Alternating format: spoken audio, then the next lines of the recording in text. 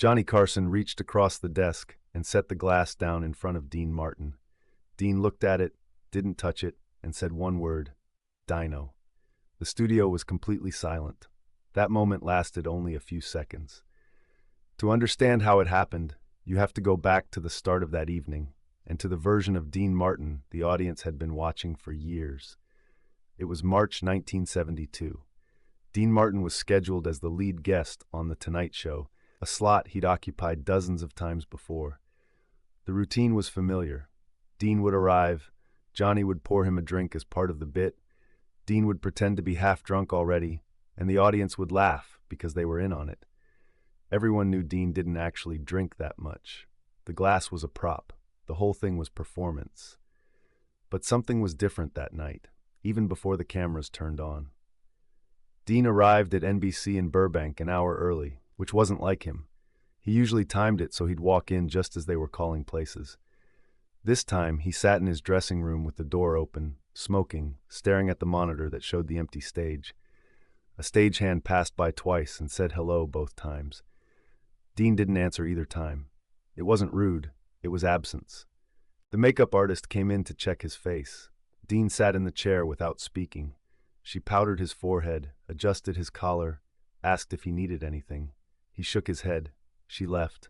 He stayed in the chair, staring at his own reflection in the mirror, his hands resting on the armrests like he'd forgotten they were there. Someone from production knocked on the doorframe. 5 minutes, Mr. Martin. Dean nodded, but didn't move right away. He took one more drag from his cigarette, put it out in the ashtray on the counter, and stood up slowly, like a man gathering pieces of himself that had scattered. Then he walked toward the stage. When the show started, Johnny did his monologue as always. The audience was warm. The jokes landed. Everything moved the way it was supposed to. Then, during the first commercial break, Johnny walked over to his desk and started setting up for Dean's entrance. He placed the glass in its usual spot. He filled it halfway with what looked like whiskey, but was usually watered-down tea. He adjusted the chair. He checked the angle. He did all of this the way a man sets a table before someone he loves comes home. The floor director counted down. 3, 2, 1. The applause sign lit up. Dean's entrance music started. The audience applauded before he even appeared. When he walked out, he looked exactly like Dean Martin, the tuxedo, the posture, the smile that seemed to know something you didn't. He shook Johnny's hand. He waved to the audience.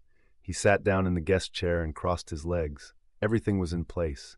Johnny leaned back and started the way he always did. Dean, good to see you. You look great. Dean smiled. I'm vertical, Johnny. That's a start.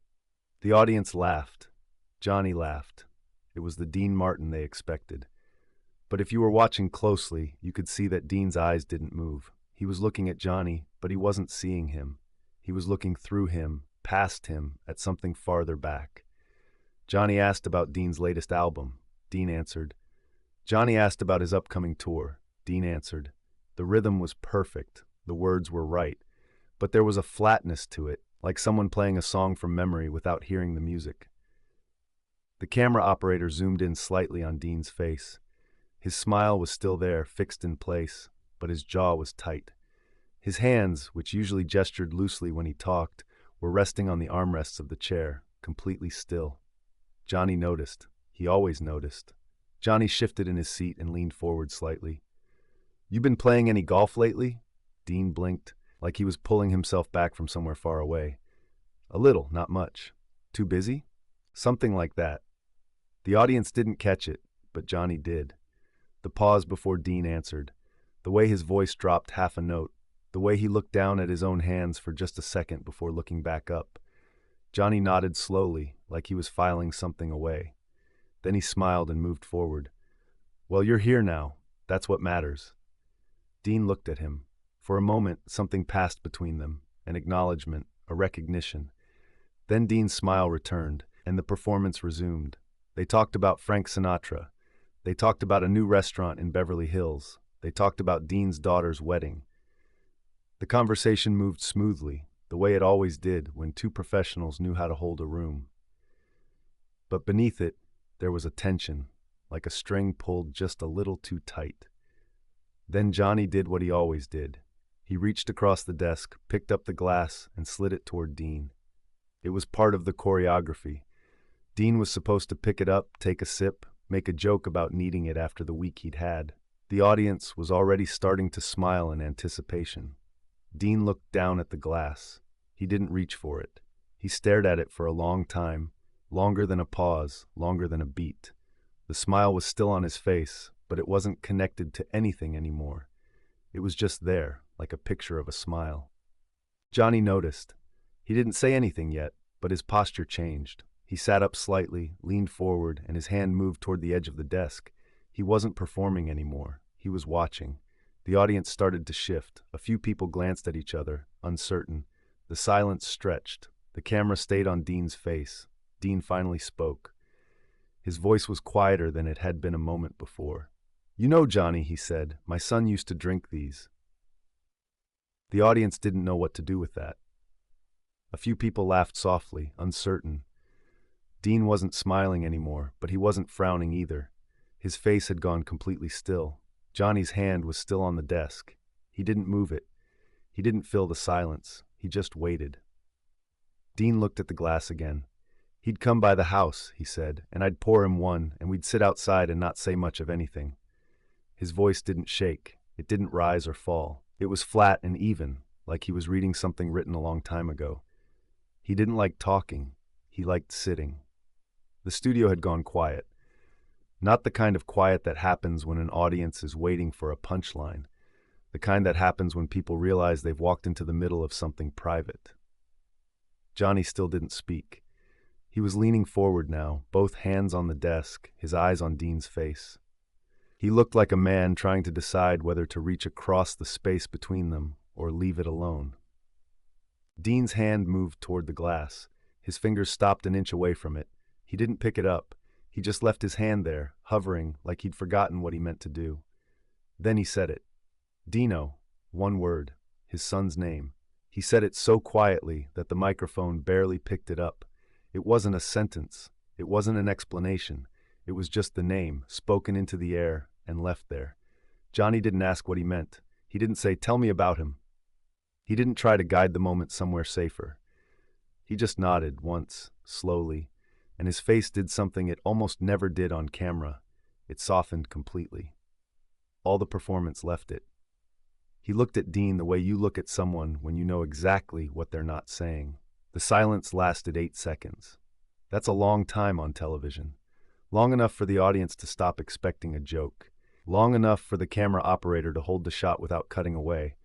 Long enough for the moment to become something else. Dean pulled his hand back from the glass. He sat up straighter. The smile returned to his face, but it was different now. Thinner, older, like something he was holding up with effort. "Anyway," he said, "how about that monologue tonight, Johnny?" Johnny let him do it. He let him change the subject. He didn't push. He picked up the thread Dean offered him and carried the interview forward. They talked about golf. They talked about Frank Sinatra. They talked about nothing that mattered. The audience slowly came back. The rhythm returned. By the time they went to commercial, it looked like a normal segment again. But the glass stayed on the desk, untouched, for the rest of the interview. When the cameras cut away, Johnny didn't stand up right away. He stayed in his chair watching Dean. Dean was looking out at the audience, his hands folded in his lap, his face carefully neutral. The applause sign was flashing, and the audience was clapping, but Dean didn't seem to hear it. Johnny leaned over slightly. He didn't touch Dean. He just leaned in close enough that his voice would carry. "You okay?" Dean turned his head. He looked at Johnny for a long moment. Then he nodded. "Yeah, Johnny, I'm okay." Johnny didn't believe him, but he didn't press. He just nodded back, stood up, and walked toward his desk to prepare for the next segment. Dean stayed in his chair for a few more seconds, then stood and walked off stage. The audience applauded again. He didn't wave. Backstage after the taping, Dean didn't go to his dressing room right away. He stood in the hallway near the stage door, smoking another cigarette, staring at nothing. Johnny came out a few minutes later. He didn't say anything at first. He just stood next to Dean, a few feet away, his hands in his pockets. The hallway was dimly lit. Somewhere down the corridor, a crew member was laughing about something. A door opened and closed. The sounds of the building settling into itself after a show. After a while, Johnny spoke. "You didn't have to come tonight." Dean didn't look at him. "I know. I would have understood. I know that too." Johnny shifted his weight. He looked down at the floor, then back at Dean. "You need anything?" Dean took a drag from his cigarette. He exhaled slowly, watching the smoke drift toward the ceiling. "No." They stood there for another minute, maybe longer. Then Dean put out his cigarette, nodded once, and walked toward the exit. Johnny watched him go. He didn't follow. He didn't call out. He just stood there, in the dim hallway, until Dean was gone. One of the producers came by a moment later. "Everything okay, Johnny?" Johnny was still looking at the door Dean had walked through. He didn't answer right away. Then he said, "Yeah, everything's fine," but his voice was quiet, and he didn't move for a long time. Dean Martin's son, Dean Paul Martin, Dino, had been killed in a plane crash 3 weeks earlier. He was 35 years old.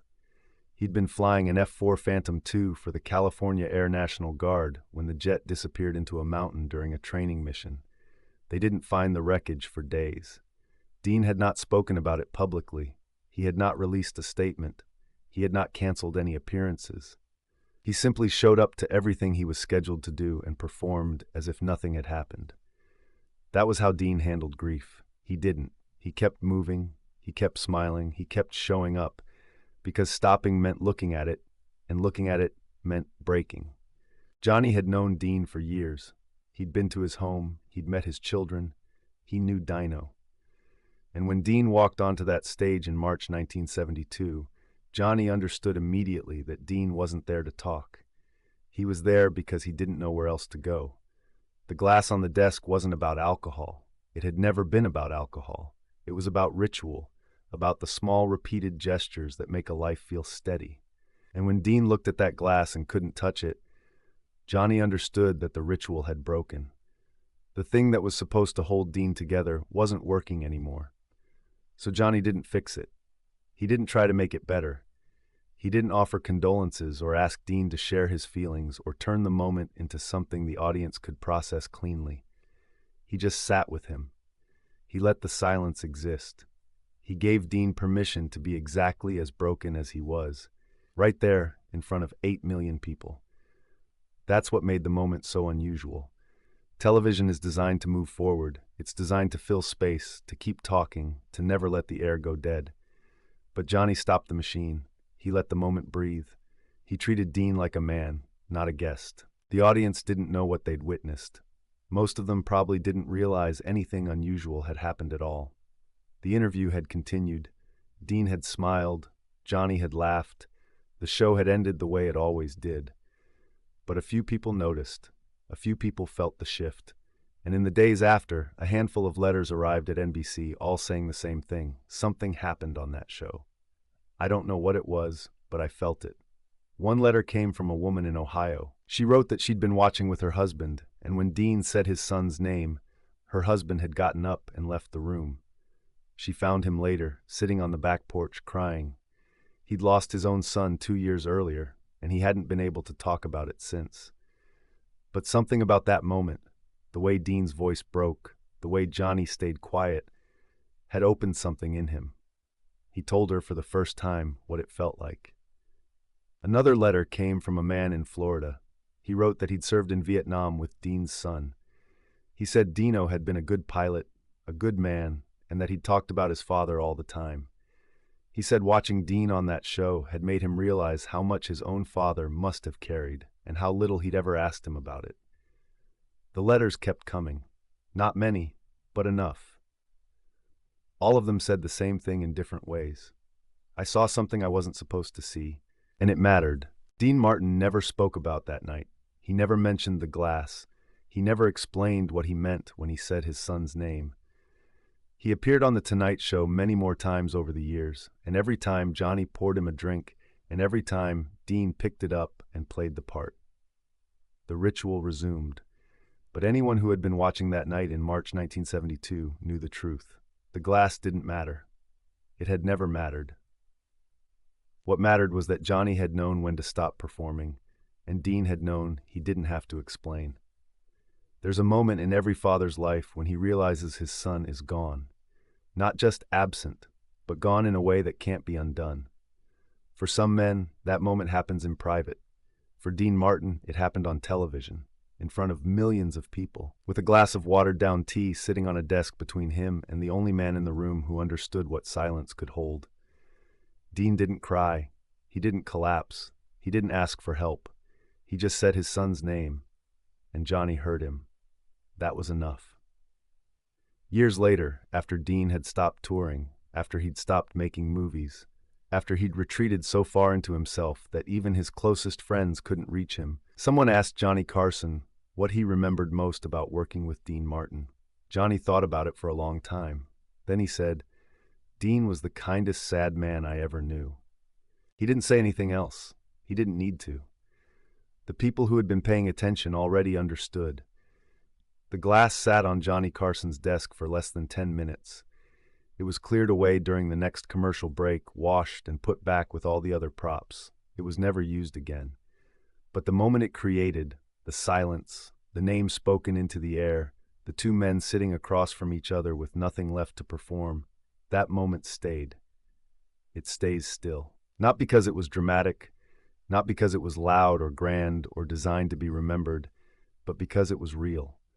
Because for just a few seconds, the cameras caught something they weren't supposed to. A man standing at the edge of his own grief, and another man standing with him, not trying to pull him back, just refusing to let him stand there alone. That's what made it matter. Not the words, not the explanation, just the presence, just the witness.